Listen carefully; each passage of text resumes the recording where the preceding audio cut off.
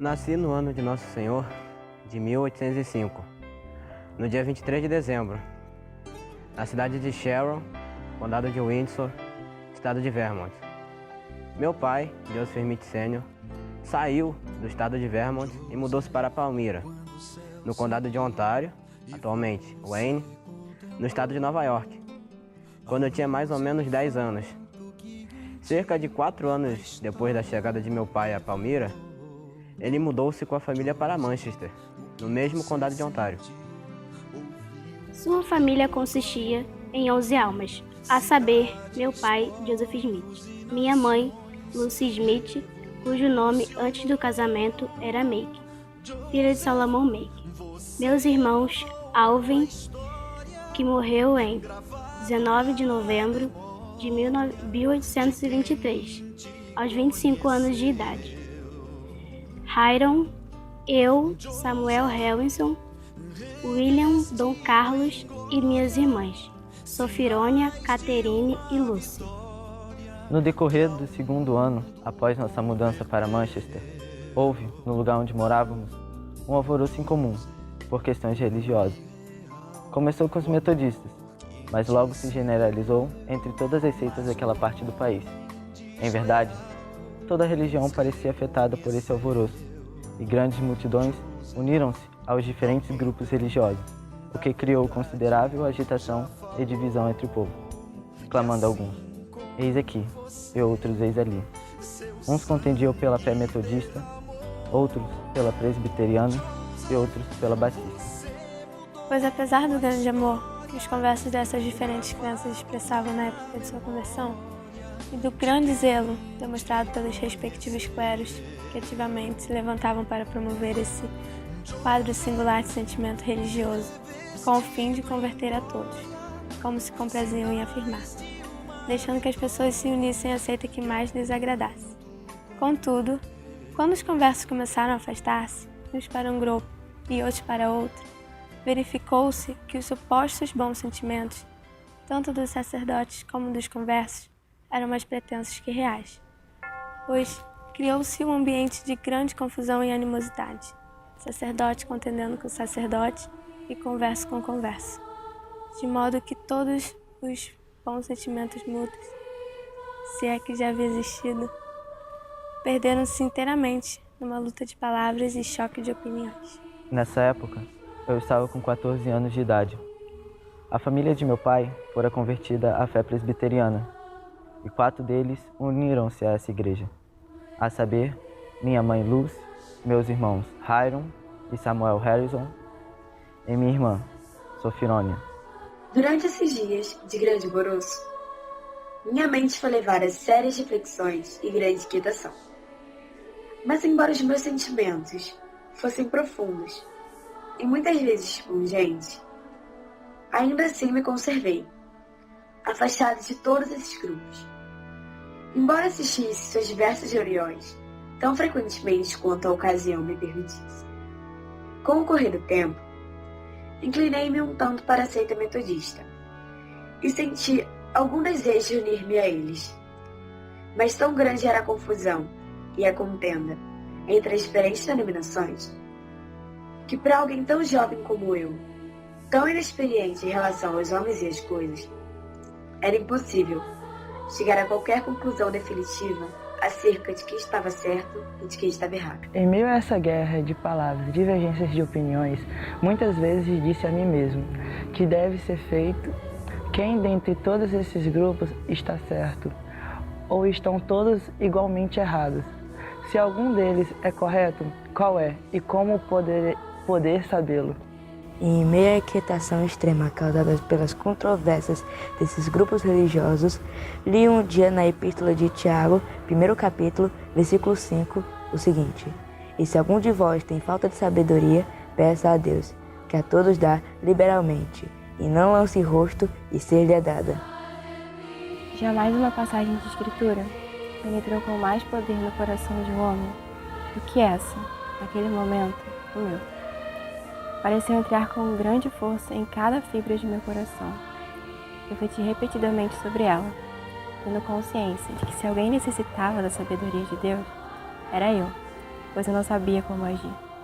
E a menos que conseguisse obter mais sabedoria do que quem tinha então, nunca saberia, pois os religiosos das diferentes seitas interpretavam as mesmas passagens de escritura de maneira tão diferente que destruíam toda a confiança na solução do problema através de uma consulta à Bíblia. Finalmente cheguei à conclusão de que teria de permanecer em trevas e em confusão ou fazer como Tiago aconselha, isto é, pedir a Deus. Resolvi pedir a Deus, concluindo que, se Ele dava sabedoria aos que tinham falta dela e a concedia liberalmente, eu podia aventurar-me. Assim, seguindo minha determinação de pedir a Deus, retirei-me para um bosque, a fim de fazer a tentativa. Foi na manhã de um belo e claro dia, no início da primavera de 1820. Era a primeira vez na vida que fazia tal tentativa, pois em meio a todas as ansiedades que tivera, jamais havia experimentado orar em voz alta. Depois de me haver retirado para o lugar que previamente escolhera, tendo olhado ao redor e encontrado-me só, ajoelhei-me e comecei a oferecer a Deus os desejos do meu coração. Apenas iniciara, imediatamente se apoderou de mim uma força que me dominou por completo. E tão assombrosa foi a sua influência que se me travou a língua de modo que eu não podia falar. Uma densa escuridão formou-se ao meu redor e pareceu-me por um momento que eu estava condenado a uma destruição súbita. Assim que apareceu, senti-me livre do inimigo que me sujeitava. Quando a luz pousou sobre mim, vi dois personagens, cujo esplendor e glória desafiam qualquer descrição.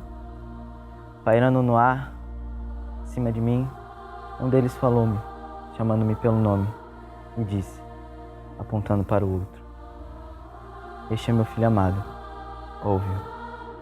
Meu objetivo ao dirigir-me ao Senhor era saber qual de todas as seitas estava certa, a fim de saber qual a me unir. Portanto, tão logo me controlei o suficiente para poder falar. Perguntei aos personagens que estavam na luz acima de mim qual de todas as seitas estava certa, pois até aquele momento jamais me ocorrera que todas estivessem erradas, e a qual me unir. Foi-me respondido que não me unisse a qualquer delas, pois estavam todas erradas.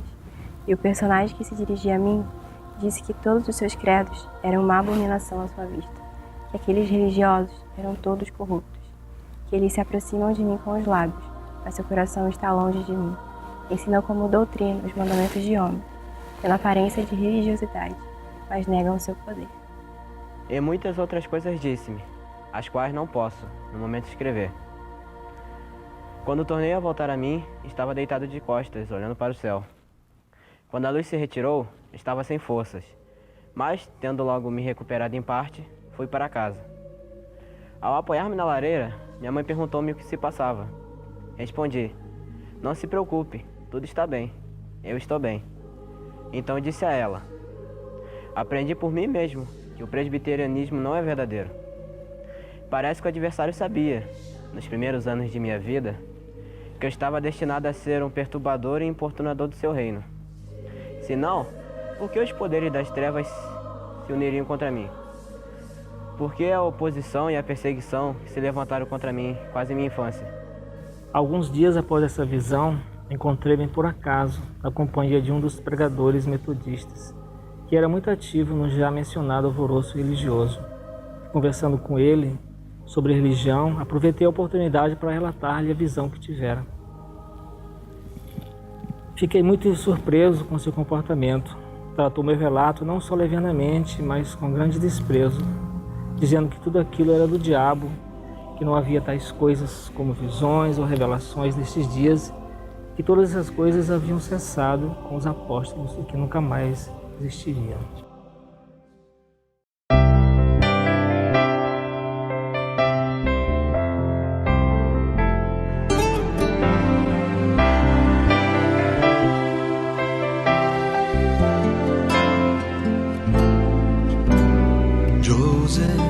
Quando o céu se abriu e você contemplou a luz e o fato que em ti a história revelou. Joseph, o que você sentiu, ouviu proclamou. Cidades, povos e nações revolucionou. Joseph, você mudou a história, gravado na memória de quem te conheceu. Joseph,